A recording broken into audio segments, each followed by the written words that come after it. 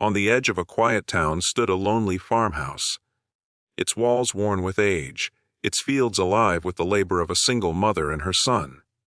To outsiders, it looked like just another patch of land. But hidden behind those fences was a story of sacrifice, resilience, and a strength forged on battlefields most people could never imagine. When bullies decided to target this farm, they believed they were picking on someone weak. What they didn't know was that this quiet single mother once served as a Green Beret sniper. Emily Carter woke before dawn every day.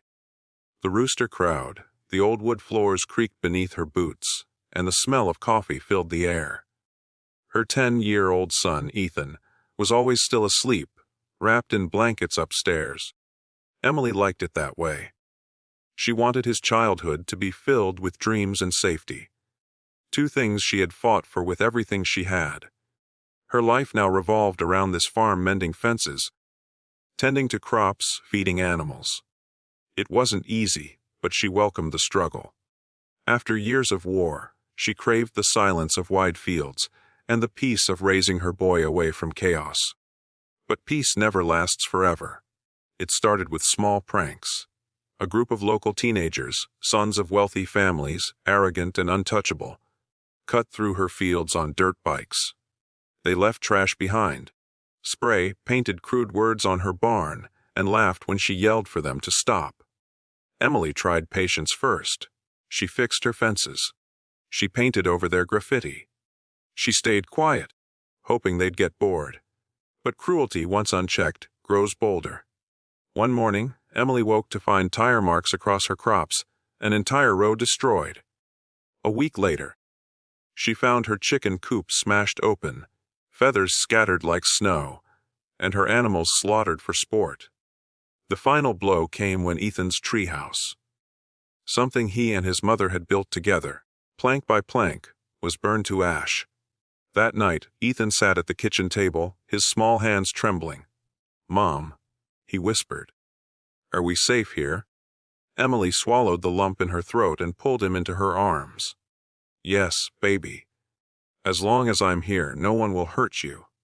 Her voice was calm, but inside, something long buried stirred awake. She had promised herself she'd left that world behind. The world of rifles, ambushes, and enemies. But when her son's eyes filled with fear, she knew the soldier in her could no longer stay silent. The next morning, she went into town to report the vandalism. The sheriff, a man too friendly with the bullies' parents, offered little more than pity. "Boys will be boys," he muttered.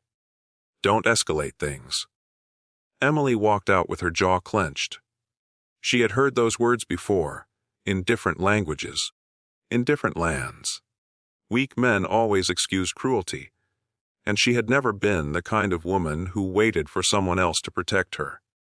That evening, when the sun dipped low and shadows stretched across her fields, Emily prepared. She laced up her old combat boots. She tied her hair back the way she used to before missions. She didn't take out weapons. She didn't need them.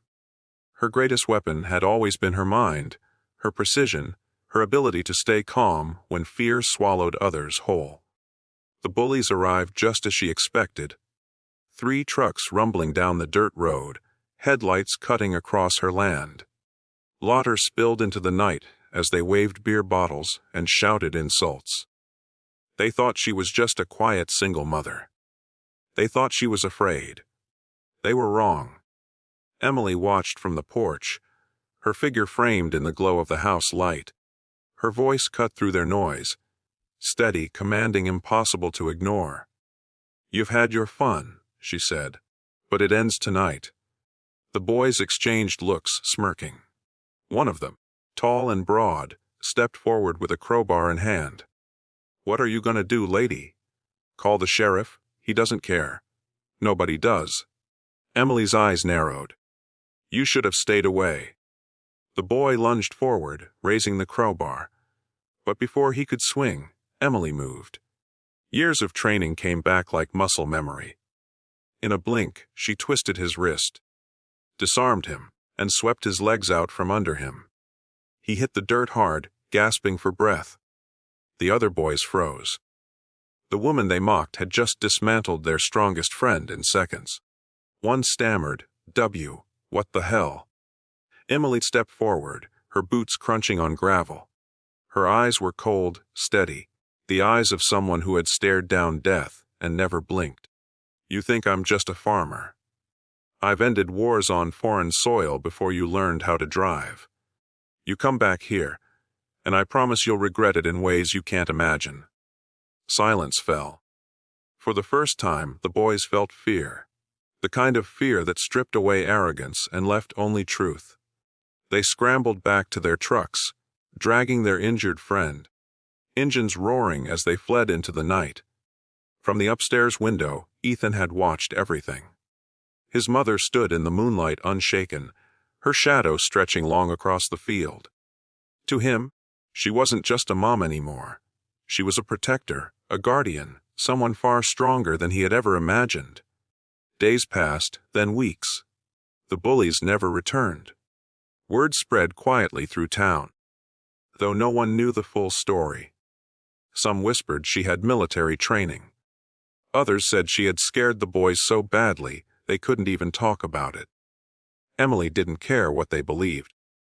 All that mattered was that her son could finally sleep through the night without fear.